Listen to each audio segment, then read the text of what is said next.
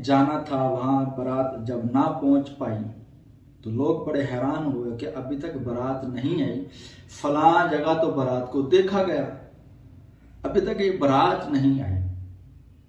ये वाकया मैं आप लोगों को सुनाने का जो मेरा मकसद है कि वो बुजुर्ग जो थे वो भी इसी जो लफ्ज़ है या वदूह इसी के आमिल थे और उस वक्त वो पढ़ाई भी इसी ही की कर रहे थे। बताने का मकसद ये है कि इसके अंदर कितनी पावर है, कितनी ताकत है।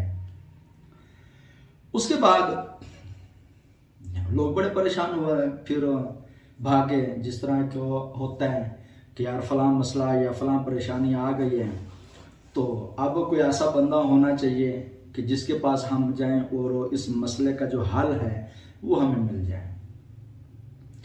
फिर वो उस बुजुर्ग के पास गए तो उसके पास नहीं, किसी और बुजुर्ग के पास गए। उन्होंने जब देखा तो पता चल गया कि तो फलां का काम है। उन्होंने फिर उसके पास पैगाम भेजा, क्या बारात छुपाना जानते हो या जहर करना भी जानते हो। अब यहां से दो पॉइंट मिले कि एक होता है बांधना है, एक होता है खोलना। बाद लोगों को बांधना तो आता है, खोलना नहीं आता। तो आपने फरमाया अगर हम बारात छुपा सकते हैं तो जहर भी कर सकते हैं। तो उन्होंने वो प्याला उठाया, बारात जहर हो गई। अच्छा, एक मर्तबा मैं अब अपना वाक्य सुनाता चलूँ कि इसी का तवीज़ लिख कर मैंने इसकी ड्यूटी लगा दी। एक बच्चा था, वो शरारती था।